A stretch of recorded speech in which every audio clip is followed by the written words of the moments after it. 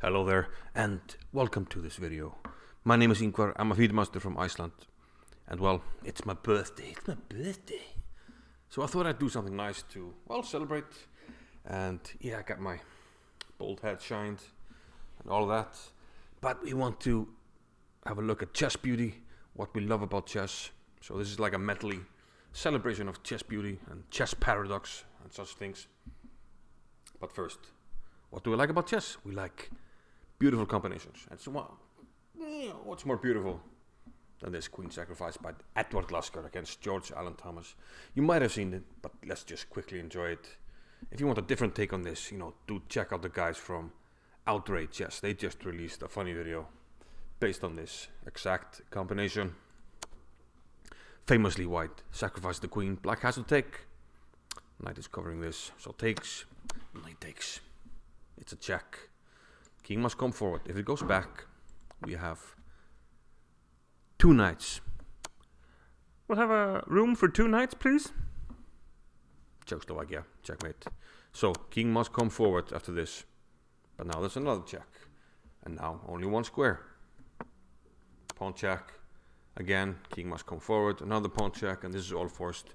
And we'll note that all the squares are covered, so king must come forward again.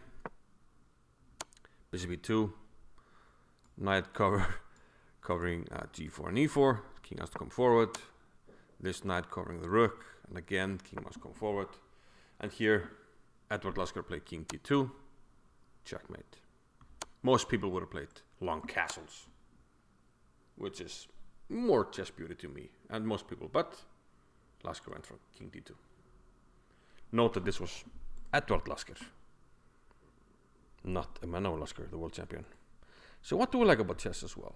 We like simplicity and beauty in simplicity. And I think nothing is more simplistic and beautiful than this famous study by Richard Reti, the so-called Reti study. And in this study, which you might have seen, it looks like the pawn is running away. It also looks like the king is very close to the pawn, only one square, two squares to catch it. And we're far away from the square of the pawn. The square of the pawn we find by making an arrow down here, and then we quickly see where we need to be. We need to be inside this square. But we're very far away. But it's almost like a paradox. But this study teaches that going in a straight line is usually the same as going diagonally twice. So, geometry of the chessboard. And indeed, after king g7, again, looks like we're not catching the pawn, but we combine the fact that we're threatening to come in here. Once we reach this square, we're threatening to queen the pawn ourselves. So if the pawn runs, we can play king e6, h2, and we queen as well. King b7, king d7, and it's a draw. We both queen and two queens. One queen for each is a draw, unless we have something pretty spectacular. Okay, but what about black coming straight to the pawn? Now we use this diagonal feature here, and now we're threatening to enter the square of the pawn. So what can we do about that? Well, we're about to enter, and we're also threatening to come in here and secure the pawn. So if you move the pawn, I will simply get here and queen my pawn as well. And if you take the pawn, let's go back, you take the pawn. Now I'm simply in the square. I can even go here to be a boss, but we go here and catch the pawn. So this is the famous Reti study. A bit of a paradox. Speaking of a paradox, black is completely winning here, right? Here's an extra bishop, an extra rook. Right? Wrong. This is a fortress for white. And fortresses are cool because sometimes you can lose a lot of material. But if you can keep your opponent out with limited forces, you're okay. So let's say black tries to enter rook e3. We kick him away. And now he has to go back, because if he goes here, we chase him. And he doesn't have a square. He would have to take the pawn. And this is a draw. Note that the black bishop, it's actually stuck. It can't get out. It's blocked. We can go here. It's blocked. Everything's blocked. So the bishop is actually useless. So the only other try is to maybe go to the other file, but We're never gonna run out of squares. We can stay here or here. We just have to be ready to play king g2 when they have rook h3. So the rook can't enter, and we have a fortress. Actually, pretty amazing. Speaking of amazing, this might be the most amazing combination ever. I think this is called the Polish Immortal, maybe. This was allegedly played between Ortueta and Sanz, but some people think that this might have been composed and even played somewhere else and then repeated, stolen. But the combination is nonetheless absolutely amazing. It's black to move in this position. And here he has the amazing shot, rook takes b2. The idea is to use the passed pawns. If white does nothing, we'll simply continue to grab stuff and we're winning. So what happens if white takes the rook? Well, you're about to find out. c3 hitting the knight. Okay, so this pawn wants the queen. We would love to play knight d3, but then we find out that c4 check with the bishop, we're going to pick up the knight. So we can maybe take this, but c takes d3. And 2 pawns on the 6th beat a rook. So the rook can try to come from behind, but it's not going to be able to stop both the pawns. Only one at a time, but not both. Same if he goes from the front, it's not going to stop them. But white tries to play rook takes b6. And the idea is, if you take now, I play knight d3. I'm in front of the pawns, and then I can bring the king and hopefully mop up the pawns. But black ignores it and plays a pawn move. So 2 pieces under attack, the rook and the knight, but we play a pawn move. And white gets to move, but he can do nothing. The threat now is to play c2. We took away this square from the knight, so it's not going to block. So we try this. Maybe this is working. If we take, rook takes. If c2, we take this, and we win. But here, another amazing move. Pawn to a5. And this is over. If you take on c4, knight takes c4. I take. No, don't take. I play c2. And now we're covering the queening square. You can't stop us. And if you play rook takes c4, c takes b2. And now this pawn that we just moved to a5 takes this square. Pawn takes this square. And we're just going to queen. Unbelievable. I know. We also like moves that make no sense. Here, interesting position. We want to take the queen, but black will take our queen. So what do we have in this position? It turns out that one move is basically winning for white, and other moves leave white in a worse position because he's down a lot of pawns. So for instance, if we take the queen, black will take, and he'll enjoy material advantage. We can take this, but rook here, and black is still up pawns. If we take here, there's a pin, and then black wins material. So what can we do? Well, white uncorked a so-called desperado sacrifice, and the queen sacrifice at that. So instead of letting the queen be captured here, white played queen h8. This has to be taken. Now we take, and now the knight is under attack. Okay, fine. It goes to d4, where it would have captured the queen. But now there's a difference. Now we can take on e7. Now if you move the rook, I will check and take your knight. So by luring the king to this square, we win material. Unbelievable. Also unbelievable are combinations where we place a piece on a square where it can be taken by multiple pieces.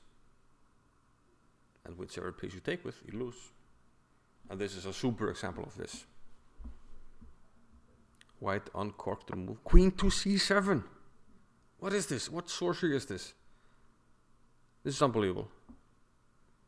You can take whichever way, but in all cases, something is coming, and usually it's going to be rook to e8. And if you take everything, you're up huge amounts of material, but you can't blunt the diagonal at this situation here. And the king on the corner means it's going to be mate. A few more moves, takes, and mate. Unbelievable. Also unbelievable, and kind of a paradox, is we're taught to use our king in the end game. We keep our king safe in the middle game. But knight too short against Jan Timman, he thought otherwise. And this is obviously a very famous game, precisely because of what happened now. And again, you might have seen it, but who doesn't enjoy such chess beauty? Knight too short played king h2, which doesn't seem like much. Okay, black played rook c8. So black is hugely tight down here. I mean, black has all the pieces almost optimally placed, but it's hard to improve the position. Or so one would think, until the white king started to walk. Black can't do anything. And then he realized, okay, the king is just coming. It's going to come to h6, and it's going to be mate. So if you take the rook, the king will come here. Mate on g7.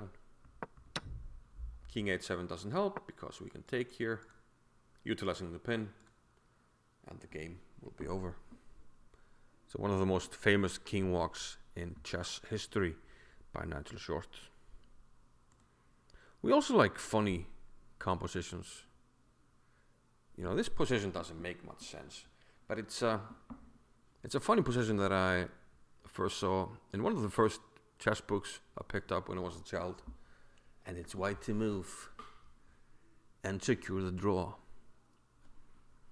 And he does so by playing a bishop to a4. Now this has to be taken. If you don't take, well, we repeat moves and you eventually have to take it. But after taking, king takes a4, we now simply move all our pawns up with jack. And this is why the bishop is in this funny place on d8. The black king can't go to these squares, so we can play our pawn moves with jack, c4, d5, and now e6 jack. And when he takes our bishop, finally we close the store. The border is closed. Black is not getting through because our fortress is on the light squares. Black does not have a light square piece. He has the bishop, he has no knight, and the rooks can't force white to do anything. You can place your rook here, but I will not take it. I'll just place my king wherever, walk out in circles, make a funny face. Black can't do a single thing about it. Here is one excellent fortress as well. This happened in a real game. It was Petrosian against Hazai. Once again, it was not the world champion Petrosian, but Arshak Petrosian. But Laszlo Hazai, the Hungarian, in a tough position because white is threatening to penetrate now with b6. But he thought, no, I will not let you into my position. And he played queen to b6. But I can take the queen. However, turns out that not taking the queen is best. And white could have maybe played for a win by lining up against the a-pawn. Maybe playing the queen here, bringing the king to a4. After maneuvering the knight, let's see, knight to b2, d3, c1, and b3. Then you have three pieces attacking this, and you will win the pawn. And then you push the a-pawn. But he took the queen. But now black is able to close it down. The threat is to play h4, and everything is closed. You will never break this fortress. You could bring the king here and sacrifice the queen, but that's not going to win. So white tried h4, because now if you play g4, I will take it, and I'll have a passed pawn.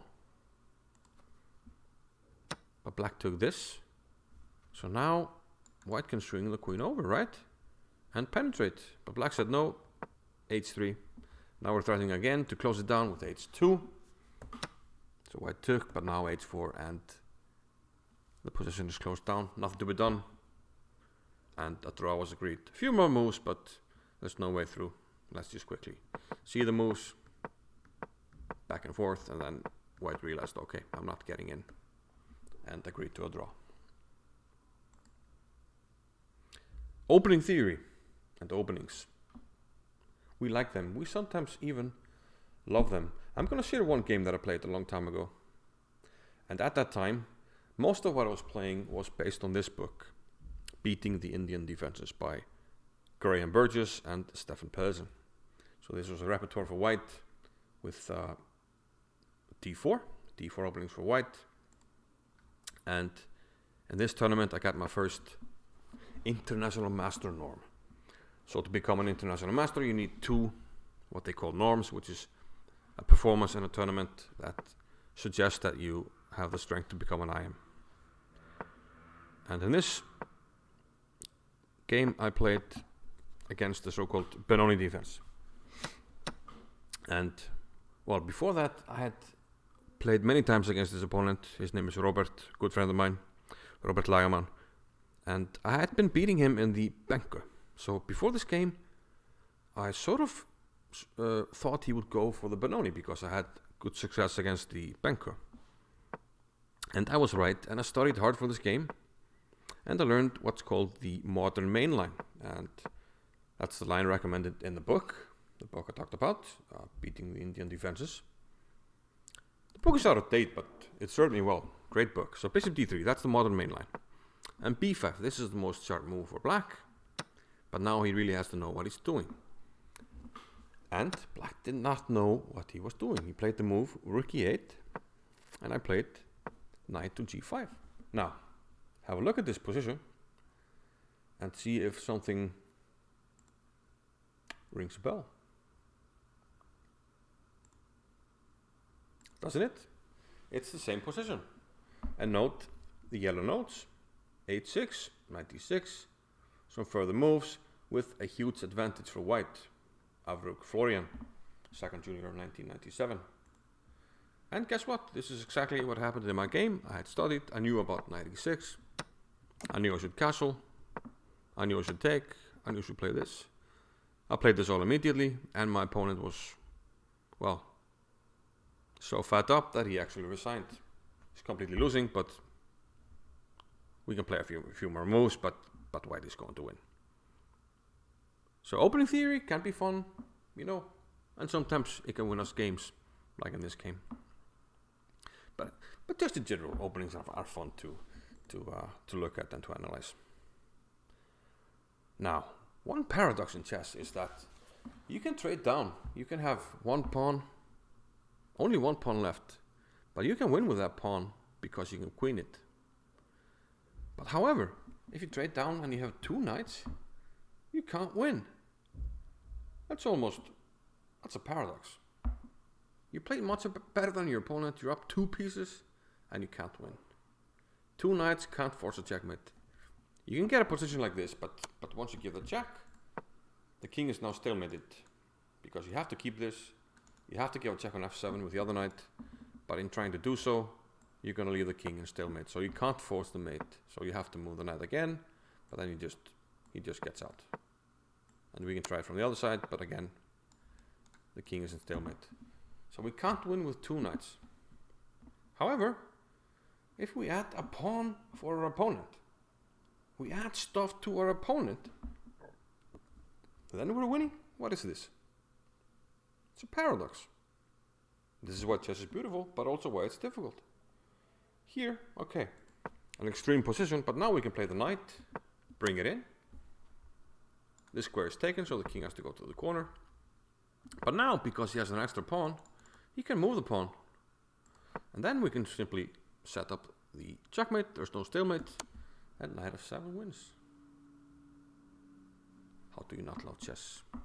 We're going to end this with, a funky position. The pawns are going down the board, the black pawns, the pawn mass. The white pawn is going off the board.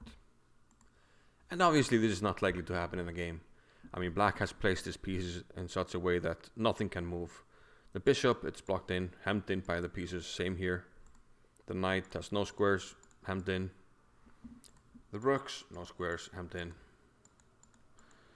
And same for the king, hemmed in by its own pieces. So the only piece that can move is the queen and the knight. But we will fix the knight situation right away by king takes e1. Okay, black can only move the queen. And now we have to figure out, do we play h3 or h4? well, some calculation is required, but h3 is the correct move. Black can only move the queen. We move the pawn, and guess what we do? We make a knight, correct. And then we just move the knight in. We pick up the pawns from the rear. And we take c5. Then we pick up the c pawn. And this is so that he's not protecting this. And now knight a5. If we had played h4 earlier, then it would be our move. And now if you take, the queen takes. But because we played correctly h3, it's black to move. He's in Zugzwang, and now we give checkmate. So that was my medley of things we like and love about chess. Of course there's much more, but I just wanted to make like a funny video about, you know, random things we like and love about chess. Do hope you enjoyed it. I do hope you help me out. I want to reach 10k in March. We're getting pretty close. I've been liking the growth and the love recently, and well, why not share this video with your friends? Share this chess beauty, medley of chess beauty, and see if they like it. In any case, I'll see you soon. Thanks for watching.